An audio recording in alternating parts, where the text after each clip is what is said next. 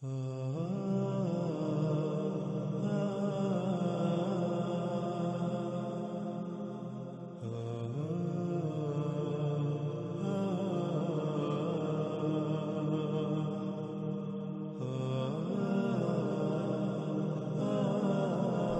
وقت ناظرین سکرین پر آپ کو دو روایات نظر آ رہی ہیں.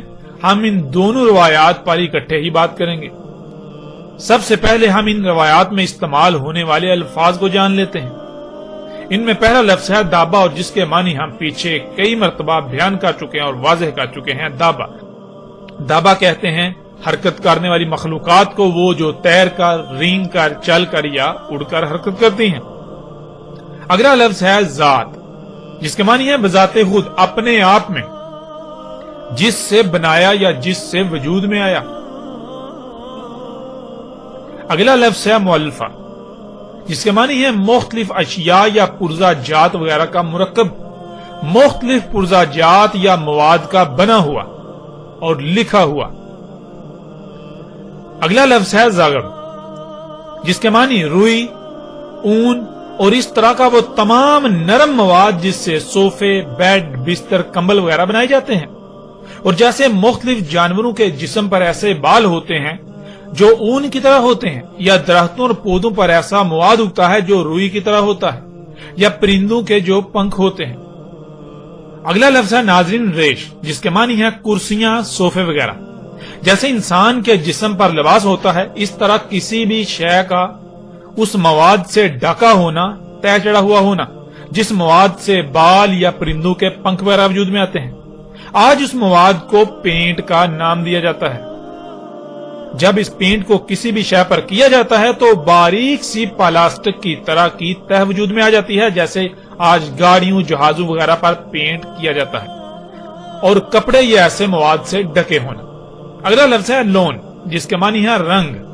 اگلا لفظ ہے وبر، جس کے معنی ہے ہر طرف سے یا بہت زیادہ یا زیادہ تر حصہ اس مواد سے ڈھکا ہونا، تہ چڑھا ہوا ہونا، جس مواد سے بال یا پرندوں کے پنکھ وجود میں آتے ہیں. آج اس مواد کو پینٹ کا نام دیا جاتا ہے. جب کسی شے پر پینٹ کیا جاتا ہے تو باریک سی پلاسٹک کی طرح کی تہ وجود میں آ جاتی ہے، جیسے آج گاڑیوں، جہازوں وغیرہ پر جو پینٹ کیا جاتا ہے. اب آتے ہیں ناظرین ان روایات کی طرف. رسول اللہ علیہ السلام نے کہا دابا مختلف اشیاء، مختلف مواد اور مختلف پرزہ جات کا مرکب ہوگا. وہ لکھا ہوا بھی ہوگا، وہ اپنے آپ میں ہوگا، یعنی وہ جس مواد سے بنا ہوگا وہ نرم ملائم مواد ہوگا. اس میں کرسیاں اور صوفے وغیرہ کی طرح سیٹیں ہوں گی، اور ان میں یعنی ان حرکت کرنے والی مخلوقات جو تیر کر، رینگ کر، چل کر اور اڑ کر حرکت کریں گی، تمام کے تمام رنگوں سے ہوں گی. یعنی دابا تمام کے تمام رنگوں سے ہوگا، ہر رنگ کا دابا ہوگا. یعنی قرب قیام و سات ارض سے وجود میں آنے والا دابا ہر رنگ کا ہوگا. اس طرح ناظرین اگلی روایت میں دیکھیں، رسول اللہ علیہ السلام نے کہا دابا یعنی تیر کر، رینگ کر، چل کر اور اڑ کر حرکت کرنے والی مخلوقات جو قرب قیام و سات وجود میں آئیں گی، وہ اپنی ذات میں یعنی وہ جس مواد سے وجود میں آئیں گی وہ وبر ہوگا اور ریش ہوگا. یعنی اس میں نرم ملائم مواد والی کرسیاں اور صوفے وغیرہ کی طرح کی سیٹیں ہوں گی. وہ اس مواد کی تہ چڑھا ہوا ہوگا جس مواد سے بال وجود میں آتے ہیں، یعنی ہر طرف سے پینٹ کیا ہوا ہوگا، پینٹ کی تہ چڑھا ہوا ہوگا. دابا مختلف مواد، مختلف اشیاء اور کئی مختلف پرزہ جات کا مرکب ہوگا. اس میں ہر رنگ سے ہوگا، یعنی قرب قیام و سات نکلنے والا دابا ہر رنگ کا ہوگا. ناظرین یہ روایات ایسی ہیں جو چونکا کے رکھ دینے والی ہیں. ناظرین آپ غور کریں، یہ مخلوقات یعنی یہ جو انسان نے آج اپنے ہی ہاتھوں سے دابا خلق کیا اللہ کے دابا کے مقابلے پر، جنہیں آج آپ گاڑیاں، جہاز، ہیلی کاپٹر، شپ یہ نام دیتے ہیں، یہ دیکھیں یہ کس سے وجود میں آیا. یہ سب مخلوقات، یہ دابۃ الارض جو ہے یہ کس سے وجود میں آیا؟ کیا یہ اسی مواد سے وجود میں نہیں آیا جس کا ذکر محمد رسول اللہ علیہ السلام نے کیا؟ کیا اس کے اندر بالکل فرنیچر موجود نہیں ہے؟ اس کے اندر صوفے کی طرح کی کرسیاں اور سیٹیں موجود نہیں ہیں، نرم ملائم؟ کیا اس کے اوپر پینٹ کی تہ نہیں چڑھی ہوئی، یعنی اس مواد کی تہ نہیں چڑھی ہوئی ہوتی جس مواد سے آپ کے جسم پر بال وجود میں آتے ہیں؟ ذرا غور کریں، آپ کے جسم پر جو بال ہیں وہ کیا ہیں، وہ کس مواد سے وجود میں آئے؟ آپ کے جسم پر موجود بال تو بنیادی طور پر فلیکسیبل پلاسٹک ہے جسے ہم نائلون کہتے ہیں، اور پینٹ کیا ہوتا ہے؟ پینٹ بھی تو پلاسٹک ہے۔ ناظرین غور کریں، اور حیران کن طور پر جس مواد سے آپ کے جسم کے اوپر بال وجود میں آتے ہیں بالکل وہی میٹیریل، وہی مواد خام تیل سے جب نکالا جاتا ہے تو اسے آپ پینٹ کا نام دیتے ہیں، اسے آپ پلاسٹک کا نام دیتے ہیں۔ تو ناظرین غور کریں، اس کے علاوہ دیکھیں رسول اللہ علیہ السلام نے کہا کہ دابا بنا ہوا ہوگا کس سے؟ دابا بہت سارے پرزا جات کا مرکب ہوگا، مختلف مواد ہوں گے، ان کا مختلف اشیاء کا مرکب ہوگا۔ اور ناظرین غور کریں، کیا ایسا ہی نہیں؟ حیران کن طور پر یہ ایجادات، یہ مخلوقات، یہ جو دابۃ الارض ہے، یہ گاڑیاں، یہ جہاز، یہ ان کو دیکھیں، یہ کیا واقعتاً پرزا جات کا مرکب نہیں ہے؟ ناظرین حیران کن طور پر یہ دابا مختلف پرزا جات کا مرکب ہے۔ ناظرین غور کریں، کیا محمد رسول اللہ علیہ السلام نے دابۃ الارض کی وضاحت میں کوئی کسر چھوڑی؟ ایسے ایسے الفاظ استعمال کیے کہ جو دہلا کے رکھ دینے والے ہیں۔ اور پھر ناظرین اس سے بڑی بات یہ کہ رسول اللہ علیہ السلام نے کہا کہ دابے میں ہر رنگ ہوگا، ہر رنگ کا دابا ہوگا، ہر رنگ کا، جتنے بھی رنگ ہیں ہر رنگ کا دابا ہوگا۔ اور ناظرین غور کریں، کیا یہ گاڑیاں ہر رنگ میں نہیں پائی جاتی؟ کالا، سرخ، سفید، نیلا، بلیو، یعنی ہر رنگ میں یہ گاڑیاں نہیں پائی جاتی؟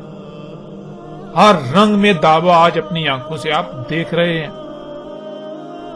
میں قربان جاؤں اپنے خلیل و مولا محمد رسول اللہ علیہ السلام پر، آج ان کے الفاظ کے عین مطابق جو کچھ انہوں نے اس وقت اپنی آنکھوں سے دیکھ کر کہا تھا، آج وہ سب کچھ ہمارے سامنے موجود ہے، آج وہ سب کچھ آپ کے سامنے موجود ہے، آج آپ اسی وقت میں موجود ہیں، آج وہ دابا آپ کے درمیان موجود ہے۔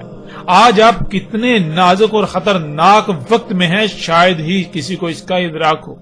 عظیم تباہی آپ کے سروں پر منڈلا رہی ہے، لیکن اس کے باوجود لوگ ہیں کہ وہ اندھے کے اندھے ہیں، وہ اندھوں کی طرح چوپایوں سے بھی کم تر بنے ہوئے ہیں۔ جس کو اللہ سبحانہ وتعالی نے فساد کی آخری حد کہا، اسے آج موجودہ لوگ یا موجودہ انسان خوشحالی اور ترقی کا نام دیتے ہیں۔ جس دابا کا نکلنا انسان کے لیے خسارہ ہی خسارہ تھا، آج وہ نکل چکا، لیکن کسی کو کوئی فکر ہی نہیں۔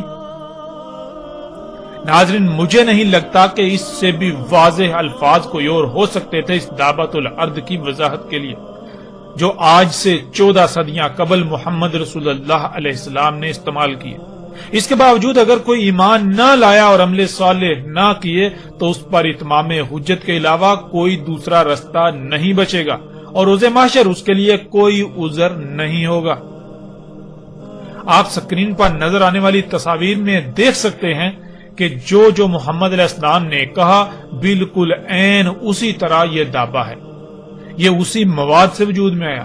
اس کے اندر نرم ملائم سیٹیں ہیں، یہ پینٹ کی تہ چڑھا ہوا ہے، یہ طرح طرح کے مختلف پرزا جات کا مرکب ہے، یہ مختلف مواد کا مرکب ہے، مختلف اشیاء کا مرکب ہے۔ حیران کن طور پر محمد علیہ السلام نے جو کہا بالکل ایک ایک لفظ آج سچا ثابت ہو چکا۔ اور یہاں ایک بار پھر ان لوگوں کو دعوت دی جاتی ہے اور ان سے سوال بھی کیا جاتا ہے کہ جو یہ کہتے ہیں کہ دابۃ الارض بنیادی طور پر ایک کیڑا ہے جو زمین سے نکلے گا قرب قیامت ساتھ، تو ان سے سوال ہے کہ کیا وہ کیڑا ہر رنگ میں پایا جائے گا؟ یعنی کہ وہ کیڑا تو دابا کیا ہے؟ دابا تو پوری ایک، جیسے وہ انگلش اسپیشیز کہتے ہیں، یعنی پوری ایک جنس ہے۔ اب دابا تو ایک پوری جنس ہے، جیسے آپ کہتے ہیں گائے ایک جنس ہے، آپ کہتے ہیں انسان، یہ بشر ایک جنس ہے۔ یعنی بشر کیا ہے؟ بشر تو ایک بہت بڑی تعداد میں مرد اور عورتیں ہیں۔ اس طرح آپ کہتے ہیں اگر بکری کہیں تو بکری کیا ہے؟ وہ ایک جنس ہے، یعنی بکریاں بکرے بہت بڑی تعداد میں۔ اس طرح دابا ایک جنس ہے، اس میں بہت بڑی تعداد میں ایسے اس طرح کی مخلوقات ہوں گی حرکت کرنے والی۔ تو ناظرین کیا جو ان کے عقائد و نظریات ہیں کیا وہ پورے اترتے ہیں؟ پھر کیا جس کو یہ دابا بنا کر بیٹھے ہوئے ہیں اور جس کو مرزا غلام احمد قادیانی نے دابا کہا، کیا وہ مختلف پرزاجات کا مرکب تھا؟ کیا وہ مختلف پرزاجات کا مرکب ہے؟ کیا وہ پینٹ کی تہ چڑھا ہوا ہے؟ کیا وہ اس کے اندر نرم ملائم صوفے اور کرسیاں اس طرح کی سیٹیں ہیں؟ ناظرین غور تو کریں، مرزا غلام احمد قادیانی کا جھوٹا ہونے میں تو ایک رائی برابر بھی شک نہیں رہتا، اور ان لوگوں کے جھوٹا ہونے میں کوئی رائے برابر شک نہیں رہتا جو آج بھی بازد ہیں کہ دعوت الارض یہ سواریاں نہیں ہیں، بلکہ وہ کوئی کیڑا ہے یا وہ کوئی جانور نکلے گا۔ تو ان لوگوں کو غور کرنا چاہیے کہ وہ کس خطرناک اور نازک وقت میں موجود ہیں اور وہ کیا کر رہے ہیں۔ حق ہر لحاظ سے ان کے سامنے ہے۔ اس طرح ناظرین اگلی روایت میں دیکھیں، اس میں رسول اللہ صلی اللہ علیہ وآلہ وسلم نے کیا کہا؟ محمد رسول اللہ علیہ السلام نے کہا، دابات الارض یعنی ارض سے وجود میں آنے والا دابا اپنی ذات میں وبر ہوگا، یعنی وہ پینٹ کی تہ چڑھا ہوا ہوگا، اور اس کا راس یعنی اس کا بلند ترین مقام آسمان ہوگا۔ ناظرین آج جتنی بھی ایسی مخلوقات ہیں جو حرکت کرتی ہیں، تیر کر، رینگ کر، چل کر اور اڑ کر، مگر وہ پانی سے نہیں ارض سے وجود میں آئیں، تو غور کریں کیا ان کے اوپر پینٹ کی تہ چڑھی ہوئی ہے؟ اور غور کریں ان میں سے جو بلند یعنی کہ دابت الارض کا جو بلند ترین مقام ہے، کیا وہ آسمان نہیں ہے؟ ان میں سے جو ہوا میں اڑتی ہیں مخلوقات جنہیں آپ جہاز کہتے ہیں، ہیلی کاپٹر کہتے ہیں، کیا اس کا بلند ترین مقام آسمان نہیں، فضا بلندی نہیں؟ ناظرین حقیقت ہر لحاظ سے آپ کے سامنے ہے۔ آج آپ اپنی آنکھوں سے دیکھتے ہیں کہ اس دابا میں سے کچھ تو زمین پر چلتے ہیں، رینگتے ہیں، اور کچھ جو ہے وہ سمندروں میں تیرتے ہیں، اور کچھ جو کہ اس کا بلند ترین مقام ہے وہ آسمان میں ہے، یعنی خلا میں زمین سے بلند تھا۔ اس طرح ناظرین اگلی روایت دیکھیں، رسول اللہ علیہ السلام نے کہا، دابا کا بلند ترین مقام پہنچے گا بادلوں کو۔ ناظرین اس روایت سے بھی کوئی شک رہ جاتا ہے دابا کو پہچاننے میں؟ دابت الارض جو ارض سے وجود میں آئے گا قرب قیام الساعۃ، ان مخلوقات کا جو بلند ترین مقام ہوگا، ان میں سے یعنی جو بلند مقام ہوگا ان کا، وہ کون سا ہوگا؟ وہ بادلوں کو پہنچے گا۔ تو ناظرین غور کریں، کیا یہ جہاز، یہ ہیلی کاپٹر کیا بادلوں کو نہیں پہنچتے؟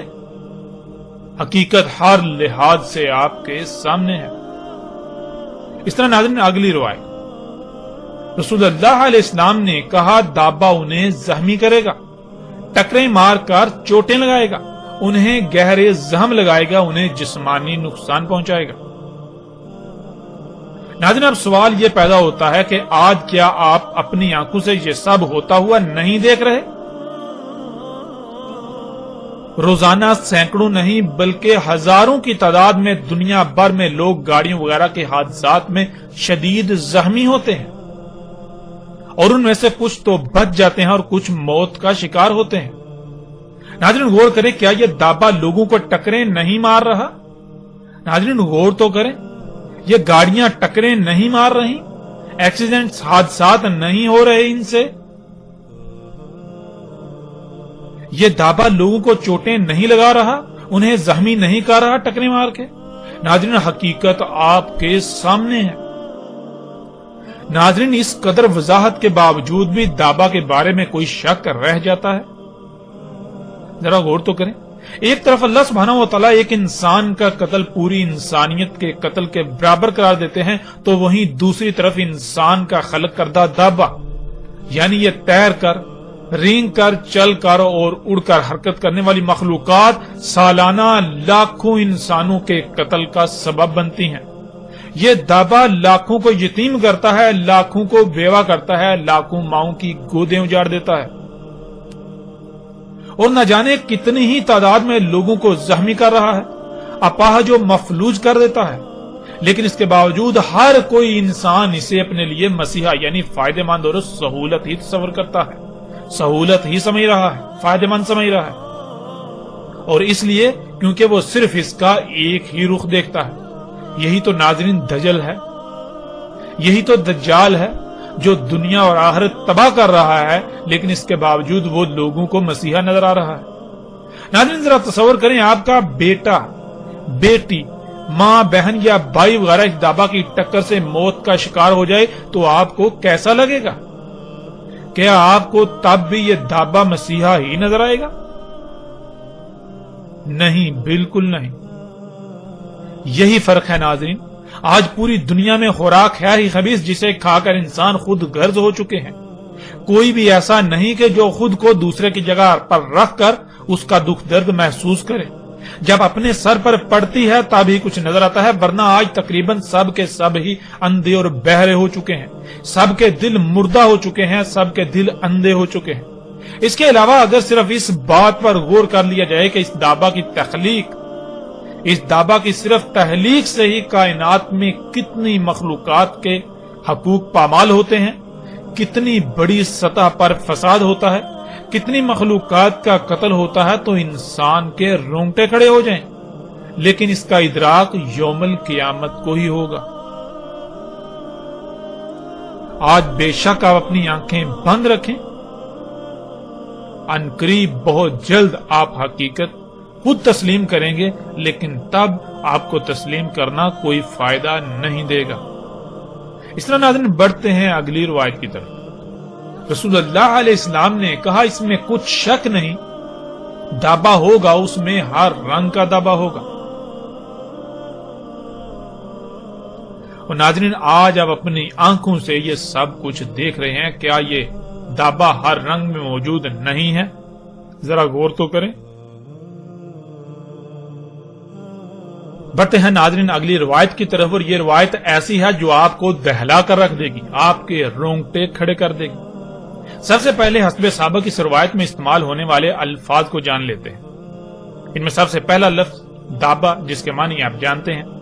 پھر اگلا لفظ ہے حیط، جس کے معنی ہے محاصرہ، گھیراؤ، حصار یا ایسی جگہ جو ہر طرف سے بند ہو، جس سے باہر نکلنا ممکن نہ ہو سوائے اس کے دروازے سے، اگر دروازہ موجود ہو تو، ورنہ اسی کے اندر رہنا ہو۔ اگلا لفظ ہے صد۔ صد ناظرین کہتے ہیں مادی یا غیر مادی رکاوٹ کو۔ غیر مادی رکاوٹ کے معنی مادی پر غالب ہیں۔ اگلا لفظ ہے ابواب، جو کہ باب کی جمع ہے، اور باب کہتے ہیں داخل ہونے اور باہر نکلنے کے رستے کو، دخول اور خروج کے مقامات کو۔ پھر اگلا لفظ ہے طرح، جس کے معنی ہے شے بنا کر اسے لانچ کرنا، یعنی شے بنا کر اسے متحرک کرنا، شے خلق کر کے اسے کہیں چھوڑ دینا یا آپریٹ کرنا۔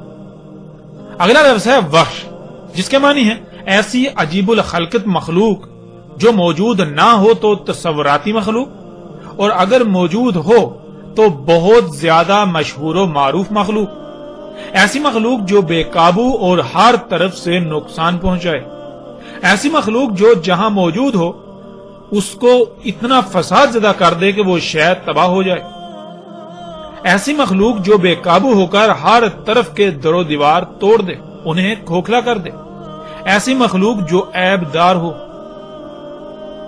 ایسی مخلوق جو قوت و زور ہر طرح کی صلاحیتوں میں بڑھ کر ہو، ایسی مخلوق جو اپنے وزن اور حجم کے اعتبار سے بہت لمبی چوڑی اونچی یا بڑی ہو، عجیب الخلقت مخلوق جو خلاف قانون خلق کی جائے، ایسی مخلوق جو انتہائی پرخطر یعنی خطرے سے بری ہوئی ہو، ایسی مخلوق جس کے سامنے اس سے پہلے موجود مخلوقات طاقت زور صلاحیتوں سمیت ہر لحاظ سے بہت کم اور بے بس ہو جائیں، ایسی مخلوق جو جہاں موجود ہو وہاں موجود مخلوقات میں سے طاقتور ترین مخلوقات پر بھی غالب آ جائے، ایسی مخلوق جس کے سامنے شیر صرف بھی چوہے سے کم تر نظر آئے۔ ناظرین لفظ وحش کے یہ چند معنی ہیں جو غالب ترین معنی ہیں۔ ان کے علاوہ لفظ وحش کے معنی بہت وسیع ہیں، لیکن ہم نے کوشش کی کہ جو معنی غالب ترین ہیں، جو باقی معنوں کا احاطہ کریں، وہی بیان کیے جائیں۔ اگلا لفظ آ جاتا ہے اسد، جس کے معنی ہے جس کا باقی سب پر روب اور دبدبا ہو، جسے باقیوں پر قدرت و اختیار دیا جائے، جو اس کے قانون کی خلاف ورزی کرے اسے دبوچ لے۔ یہ سب صفات جنگل کے جانوروں میں سے شیر میں پائی جاتی ہیں، اسی وجہ سے شیر کو عربی میں اسد کہا جاتا ہے۔ کیونکہ شیر کے سامنے جنگل کے تمام جانور دب کے رہتے ہیں. شیر کو سب پر قدرت و اختیار حاصل ہوتا ہے. اس وجہ سے شیر کو عربی میں اسد کہا جاتا ہے. اگلا لفظ ہے ارتعد، جس کے معنی ہے کانپنا، تھرتھرانا، ہلنا، کپ کپی وغیرہ. پھر اگلا لفظ ہے سلطان، جس کے معنی ہے کسی شے میں یا اس پر اثر انداز ہونے کا اختیار، اختیارات منتقل کرنا، کمانڈ، بالادستی، اثر و رسوخ، طاقت، قوت، خود مختاری، سلطنت، حکومت، گرفت، مہارت، کسی شے پر اثر انداز ہونے کا مکمل اختیار، غیر منصفانہ استعمال، مطلق العنانیت، آمرانہ پن، حکم دینے کا اختیار، اطاعت کروانے کی قدرت، غلبہ پانا، جانچ پڑتال، دبنگ پن، بادشاہی، کسی شے کو سیاسی نظام کے ذریعے اپنے تابع رکھنا، سیاسی اختیار وغیرہ. اب ناظرین آتے ہیں اس روایت کی طرف. رسول اللہ علیہ السلام نے کہا میری امت کی مثال اور دابا کے نکلنے کے وقت کی مثال اس وقت کی سی ہے کہ ایک ایسی تعمیر کی جائے اور بلند کی جائے کہ وہ محاصرہ، گراؤ یا حصار وغیرہ بن جائے، اور اس کے تمام داخلی و خارجی مقامات پر رکاوٹیں کر دی جائیں، یعنی وہ بند کر دی جائیں، اور خلق کر کے تمام وحش اس میں متحرک کر دیے جائیں، یعنی چھوڑ دیے جائیں. پھر لایا جائے ایک شیر یعنی ایک اسد، جسے پس چھوڑ دیا جائے ان کے درمیان، پس وہ حصار، تھر تھرانا، کانپنا شروع کر دے. جہاں سے اسے کھوکھلا کر دیا گیا گرنا شروع کر دے اس شیر پر ہر جانب سے. دابا نکلے گا تو بالکل یہی مثال میرے غلام امتی کی ہوگی، کوئی ایک بھی نہیں بھاگ پائے گا اس سے مگر اس کے درمیان لا چھوڑا جائے گا، اور اس کے لیے یعنی دابا کے لیے ہے سلطان ہمارے رب عظیم سے. ناظرین، رسول اللہ علیہ السلام نے بہت ہی لرزا دینے والی مثال بیان کی. اس مثال کو سامنے رکھتے ہوئے اگر آج آپ اپنے ارد گرد غور و فکر کریں تو آپ کو رسول اللہ علیہ السلام کی اس مثال میں چھپے وقت کی نشاندہی بخوبی ہو جاتی ہے کہ آج آپ اسی وقت میں موجود ہیں. ناظرین، جیسے آپ کوئی بڑی سی عمارت تعمیر کریں جو ایک گنبد کی مانند ہو، ہر طرف سے بند ایک حصار ہو، بالکل ایک حصار کی مانند بلند، آپ اس پر چڑھ بھی نہ سکیں.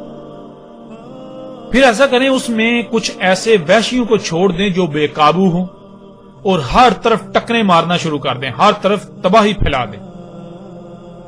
اور پھر ایسا کریں کسی ایسے کو بھی اس میں داخل کر کے اس کے باہر نکلنے کے دروازے رستے بند کر دیں جو بہت طاقت والا ہو، یعنی ایسا جس کی مثال یعنی جیسے جنگل میں تمام جانوروں میں شیر جو ہوتا ہے سب اس سے کانپتے ہیں، سب اس سے ڈرتے ہیں، وہ قوت اختیار طاقت میں سب سے بڑھ کر ہوتا ہے. بالکل ایسے کسی کو پھر لا کر اس میں اس عمارت کے اندر چھوڑ دیں ان وحوش کے درمیان. تو ناظرین غور کریں اس کی حالت کیا ہوگی. اس حصار میں وہ ان وحشیوں کے سامنے بے بس نظر آئے گا اور وحشی ٹکریں مار مار کر اس عمارت کو کھوکھلا کر دیں گے، اور وہ عمارت لرز اٹھے گی، کانپنا شروع کر دے گی. تو کھوکھلے پن کی وجہ سے وہ عمارت ہر طرف سے گرنا شروع کر دے گی اس شیر پر، اس طاقتور پر جو کہ ایک چوہے کی طرح اس کی حیثیت و اہمیت ہوگی، ایسے جیسے کہ اینٹوں کی بارش ہوتی ہے اور اس کے لیے کوئی بھی جائے پناہ نہیں ہوگی، جسے اس حصار میں ان وحشیوں کے درمیان لا چھوڑا گیا تھا. خواہ وہ کتنا ہی طاقتور کیوں نہ ہو، وہ ان کے سامنے بے بس و مجبور ہوگا. سبحان اللہ، اللہ اکبر. محمد رسول اللہ علیہ السلام نے کتنی ہی زبردست مثال دی، اس سے بڑھ کر احسن مثال کوئی اور ہو ہی نہیں سکتی جو اللہ کے نبی نے اس وقت بیان کر دی، جس وقت ایسے حالات و واقعات کو بیان کرنے کے لیے الفاظ ہی موجود نہ تھے. لیکن جس احسن انداز سے رسول اللہ علیہ السلام نے یہ مثال بیان کی، اس سے بالکل ایسے لگتا ہے جیسے کہ وہ اس دور میں موجود ہوں اور ان سارے حالات کو اپنی آنکھوں سے دیکھ کر اس کے بعد الفاظ کا انتخاب کر کے مثال بیان کی جائے یا مثال بیان کی ہو. قرآن میں اللہ سبحانہ و تعالیٰ نے بار بار اپنی آیات میں غور و فکر کرنے کا حکم دیا. جب غور و فکر کریں تو پتہ چلتا ہے کہ اللہ سبحانہ و تعالیٰ نے بالکل واضح قرآن میں بتا دیا کہ اللہ سبحانہ و تعالیٰ نے زمین پر سب کا کیسے محاصرہ کیا ہوا ہے، کیسے گھیراؤ کیا ہوا ہے، یعنی حصار قائم کیا ہوا ہے۔ اللہ سبحانہ وتعالی نے جہاں ہر شے اور اپنے علم سے محاصرہ کیا ہوا ہے تو وہیں زمین کے گرد تہ در تہ 7 پردے بنا کر بھی محاصرہ کیا ہوا ہے، جسے آپ سکرین پر دیکھ سکتے ہیں۔ جیسے انسان کو گرم سرد موسمی اثرات سے بچنے کے لیے لباس کی ضرورت ہوتی ہے، بالکل اسی طرح اللہ سبحانہ وتعالی نے زمین کو بھی لباس پہنایا ہوا ہے۔ زمین کی مقناطیسی قوت ہے اور زمین کے گرد گیسوں کی 7 تہیں ہیں، جنہیں اللہ سبحانہ وتعالی نے زمین کے ساتھ آسمان بھی کہا۔ زمین کی مقناطیسی قوت اور یہ گیسوں کے 7 تہ در تہ حصار، یہ تہیں زمین کے گرد اللہ سبحانہ وتعالی کا حصار ہیں۔ اسی حصار کے اندر انسان زندہ رہ سکتا ہے۔ اس حصار کے اندر اللہ سبحانہ وتعالی نے انسان کو خلق کیا، اس سے پہلے اس کے داخلی و خارجی رستے بند کر دیے۔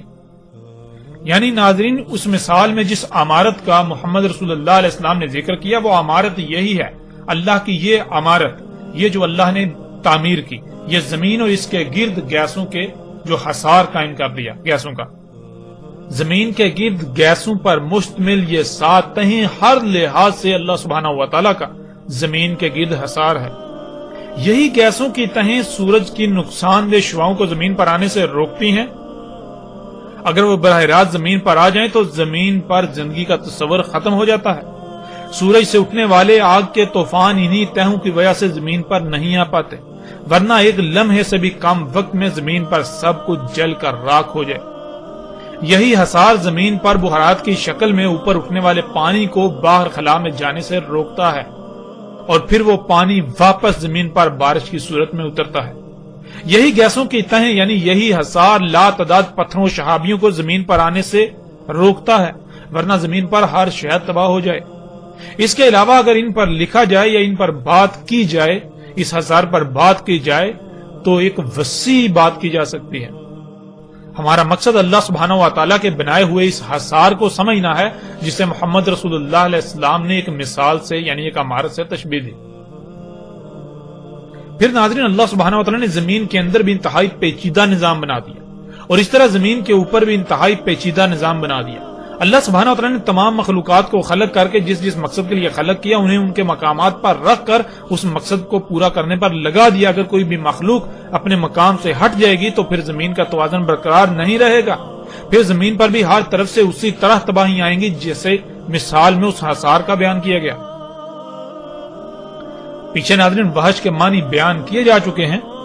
جب الوحش نے اللہ سبحانہ وتعالی کے خلق کیے ہوئے اس حصار میں ہر طرف فساد و تباہی برپا کرنا تھی، اس کو رسول اللہ علیہ السلام نے دابا کہا، دابات الارض کہا۔ وحش یعنی وہ کون سی ایسی عجیب الخلقت مخلوقات ہیں جو پہلے موجود نہیں تھیں اور اب موجود ہیں، یا پھر ابھی بھی موجود نہیں، اور ایسی مخلوقات جن کے سامنے رسول اللہ علیہ السلام کے غلام امتی بے بس ہو جائیں گے، جو اللہ سبحانہ وتعالی کی بنائی ہوئی عمارت یعنی اس زمین کو اتنا کھوکھلا کر دیں گے جس سے یہ لرزے گی، کانپے گی، یعنی زلزلے آئیں گے، ہر طرف سے اس پر تباہیاں آئیں گی، اللہ کی تمام مخلوقات میں خرابیاں اور تباہیاں ظاہر ہوں گی۔ کیا یہ سب آج نہیں ہو رہا؟ ناظرین غور تو کریں، آج کوئی ایک بھی شے ایسی نہیں جو فطرت پر ہو۔ لا تعداد بیماریاں، زلزلے، طوفان، آندیاں، سیلاب، موسموں میں غیر معمولی تغیر تبدل، سمندری مخلوقات کا لا تعداد قتل عام، بے وقت بارشیں، سانس لینے کے لیے آکسیجن بھی خالص نہیں، نہ کھانے کو، نہ پینے کو، نہ رہنے کو، حتیٰ کہ اللہ کی کوئی ایک بھی خلق زمین پر خالص نہیں رہی، خرابیوں سے پاک نہیں رہی۔ اور ایسی حالت میں اللہ کے غلاموں کی بالکل وہی کیفیت ہے جو کیفیت اس شیر کی جو اس حصار میں تھا، اور ہر طرف سے عمارت اس پر گر رہی ہے۔ ناظرین اللہ سبحانہ وتعالی کے نبی محمد رسول اللہ علیہ السلام نے کہا کہ یہ سب تب ہوگا جب دابا خلق کر کے نکالا جائے گا۔ اس دابا کا خالق اللہ نہیں بلکہ خود انسان ہوگا۔ اللہ سبحان ہے، وہ ایسا دابا خلق نہیں کرتا جو اللہ کے قانون کے ہی خلاف کام کرے، سوائے اس کے کہ جسے اختیار دیا، اور وہ نافرمان ہو گیا یعنی انسان۔ یہ دابا ظلم کرنے والا ہے، اللہ کی تمام مخلوقات کے مقامات میں کمی کرنے والا ہے۔ اللہ سبحانہ وتعالی قرآن میں بار بار کہتے ہیں کہ اللہ انسانوں پر ظلم نہیں کرتا مگر انسان خود ہی اپنے آپ پر ظلم کرتے ہیں، اور اللہ سبحانہ وتعالی یہ بھی کہتا ہے کہ اللہ عالمین کے لیے ظلم نہیں چاہتا، اور دنیا میں جو بھی ہلاکت و تباہی آتی ہے وہ انسانوں کے ہی کیے ہوئے ظلم کی وجہ سے آتی ہے۔ ظلم کرنے سے فساد ہوتا ہے اور فساد تباہی کا باعث بنتا ہے. اور قرآن میں ایسی درجنوں آیات ہیں جن میں اللہ سبحانہ تعالیٰ نے یہ کہا کہ اللہ ظلم نہیں کرتا، اللہ ظلم نہیں چاہتا، لیکن یہ انسان خود ہی ہیں جو ظلم کرتے ہیں. یہ جو تباہیاں آتی ہیں یہ کس وجہ سے آتی ہیں؟ یہ فساد، یہ تباہیاں کس وجہ سے؟ یہ انسانوں کے اپنے اعمال، اپنے کرتوتوں کی وجہ سے، جیسا کہ چند آیات کو آپ سکرین پر دیکھ رہے ہیں.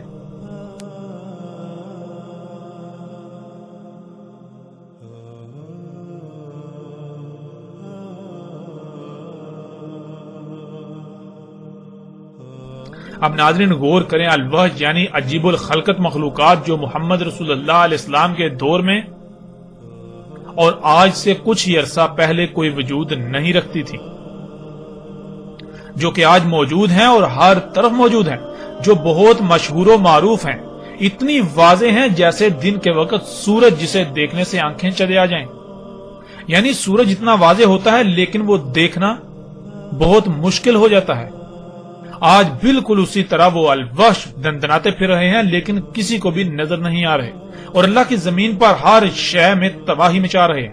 ہر شے کو کھوکھلا کریں، زمین کو کھوکھلا کریں، اللہ کی عمارت کو عیبدار کر رہے ہیں، کھوکھلا کر رہے ہیں. اور مومن اللہ کے غلام اس شیر کی طرح بے بس ہیں، بالکل بے بس. اور ناظرین سکرین پر نظر آنے والی تصاویر میں آپ دیکھ سکتے ہیں کہ اللہ کا دابا اللہ کا غلام اور اس کے مقابلے پر انسان کا دابا الوحش جو تباہی مچا رہا ہے، زمین کو کھوکھلا کر رہا ہے، جس سے پہاڑوں کو کاٹا جا رہا ہے، زمین کی مائننگ کی جا رہی ہے، پہاڑوں کی مائننگ کی جا رہی ہے، اسے کھوکھلا کیا جا رہا ہے، جس سے پھر زمین کا توازن بگڑ گیا. اس کی وجہ سے پھر زلزلے آ رہے ہیں، طرح طرح کی تباہیاں، طوفان، سونامی آ رہے ہیں، طرح طرح کی بیماریاں، اور کیا کچھ نہیں ہو رہا. اور مومن جو کہ اللہ کا غلام ہے، جس کی حیثیت یعنی کہ جو زمین پر اللہ کا مالک ہے، جو اللہ کا نائب ہے، وہ ان وحوش کے سامنے بالکل بے بس ہے، ان مخلوقات کے سامنے بالکل بے بس ہے. یہ مخلوقات زمین کو اس طرح کھوکھلا کر رہی ہیں کہ انہیں کوئی روکنے والا ہے ہی نہیں، جیسے کہ ان کو سلطان حاصل ہے، ان کو قدرت حاصل ہے، ان کو سلطنت حاصل ہے، انہیں کوئی روکنے والی، یعنی مومن ان کو چاہ کر بھی نہیں روک سکتا. ناظرین تصاویر میں نظر آنے والی مشینوں سمیت باقی آج جتنی بھی ایسی مشینیں ہیں جن میں ہر قسم کی گاڑیاں بھی ہیں، یہ تمام وہ وحوش ہیں جن کا نہ صرف قرآن میں بھی ذکر ہے بلکہ محمد رسول اللہ علیہ السلام نے ان کے بارے میں تفصیل سے آگاہ کر دیا تھا. اور رسول اللہ علیہ السلام کے الفاظ کے عین مطابق آج مومن دابا کے سامنے، ان وحوش کے سامنے بالکل بے بس ہیں.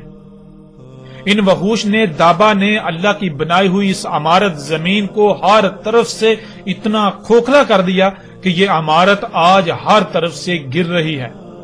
زلزلے، سیلاب، طوفان، بیماریاں، زمین کا دنسنا، مصائب، تکالیف، جنگ و جدل سمیت ہر طریقے اور ہر طرف سے اللہ کی عمارت گر رہی ہے، تباہیوں کا شکار ہے. اور مومن اس شیر کی طرح بے بس ہیں جو ان وحوش کے درمیان لا کر چھوڑ دیا گیا اور عمارت کا دروازہ بند کر دیا گیا. اگر کوئی مومن ہو تو اسے اس کا بخوبی ادراک ہے. یہ تھا ناظرین زمین سے نکلنے والا دابا. یہ اس وقت نکلنا تھا جب قول واقع ہونا تھا، اور پیچھے ہم گزشتہ ایک ساعت میں ہر لحاظ سے کھول کھول کر واضح کر چکے کہ قول تو کب کا واقع ہو چکا. اللہ سبحانہ و تعالیٰ نے اپنا سارے کا سارا دابا پانی سے خلق کیا، لیکن اس دابا نے قرب قیام الساعت جس نے وجود میں آنا تھا، اس نے ارض سے یعنی زمین سے، زمین کے عناصر سے وجود میں آنا تھا. اور ناظرین اللہ کا دابا تو پہلے ہی موجود تھا، بعد میں وجود میں آنے والا دابا دابۃ الارض تھا جس نے بعد میں وجود میں آنا تھا. تو غور کریں کون سا دابا پہلے موجود تھا اور کون سا بعد میں وجود میں آیا. ہر لحاظ سے حق آپ کے سامنے ہے. اللہ سبحانہ تعالیٰ نے قرآن میں دابا کا نکلنا ساتھ کی آخری شرط دخان سے پہلے بتایا، اور محمد رسول اللہ علیہ السلام نے بھی کہا کہ جب دابا نکل آئے گا تب وقت ختم ہو جائے گا. آج جب دابا نکل چکا، جو کچھ اس نے کرنا تھا وہ کر چکا، تو سوال یہ پیدا ہوتا ہے کہ جن لوگوں کو ابھی بھی دجال نظر نہیں آیا تو کیا دجال دابا نکلنے کے بعد نکلنا تھا؟ ناظرین غور تو کریں، دجال تو دابا کے خروج سے پہلے نکلنا تھا. دابۃ الارض تو بذات خود دجال میں سے ہے، یہ دجال کا دابا ہونا تھا. تو غور کریں آج نہ صرف دابا نکل چکا بلکہ پوری دنیا میں دندناتا پھر رہا ہے. یہ وحش، یہ دابا جو الوحوش ہیں، یہ پوری زمین کو، اللہ کی سمارت کو ہر طرف سے کھوکھلا کر چکے ہیں۔ یہ سب کچھ ہو چکا تو کیا آج بھی آپ دجال کے انتظار میں ہیں؟ کس دجال کے انتظار میں ہیں؟ ناظرین غور تو کریں، آنکھیں کھولیں اس سے پہلے کہ دیر ہو جائے، اپنی آنکھیں کھولیں، غور کریں اس سے پہلے کہ وہ وقت آ جائے جب آپ کے پاس سوائے پچھتاوے کے کچھ نہ رہے۔ اور ان قریب جب وہ وقت آئے گا جو کہ بالکل سر پر ہے، تب آپ کی آنکھیں پھٹی کی پھٹی رہ جائیں گی۔ لہذا اس وقت ہے، غور کریں، اپنی آنکھیں کھولیں۔ یہاں پھر ان تمام لوگوں کو چیلنج ہے جو دعوت الارض کے بارے میں طرح طرح کے عقائد و نظریات بنا کر بیٹھے ہوئے ہیں۔ اگر وہ اپنے دعووں میں سچے ہیں، اپنے عقائد و نظریات میں سچے ہیں، تو اس حق کو غلط ثابت کر کے دکھائیں۔ اور قادیانیوں کو بھی کھلم کھلا چیلنج ہے کہ مرزا غلام احمد قادیانی اگر سچا تھا تو پھر اس کا دعویٰ جھوٹا نہیں ہو سکتا تھا، اور اگر اس کا دعویٰ جھوٹا ہو جاتا ہے، جو کہ آپ نے دیکھا مرزا غلام احمد قادیانی کا دعوت الارض کے بارے میں دعویٰ بالکل ہر لحاظ سے اس طرح جھوٹا، باطل، بے بنیاد ثابت ہو چکا کہ دنیا کی کوئی طاقت اس کا انکار نہیں کر سکتی۔ تو جب اس کا دعویٰ غلط ثابت ہو چکا تو پھر مرزا غلام احمد قادیانی مہدی تھا یا پھر دل پر تھا، گمراہ تھا؟ مرزا غلام احمد قادیانی رسول تھا یا پھر کذاب تھا؟ مرزا غلام احمد قادیانی کذاب تھا۔ مرزا غلام احمد قادیانی مثل مسیح تھا یا پھر بذات خود ایک دجال تھا؟ حقیقت آپ کے سامنے ہے، مرزا غلام احمد قادیانی بذات خود ایک دجال تھا، جو انسانوں میں سے جن دجالون کذابون نے آنا تھا۔ اور قادیانی کو ہم پھر کہتے ہیں کہ اس قدر حق واضح ہونے کے باوجود اگر آپ لوگ حق کو تسلیم نہیں کرتے، اپنی آنکھیں بند کیے ہوئے رہتے ہو، تو پھر جان لو دنیا میں جتنے بھی مشرک ہیں ان میں سے سب سے بڑھ کر مشرک تمہارے علاوہ اور کوئی نہیں ہو سکتا۔ آپ وہ لوگ تھے جو حق کے دعوے دار تھے۔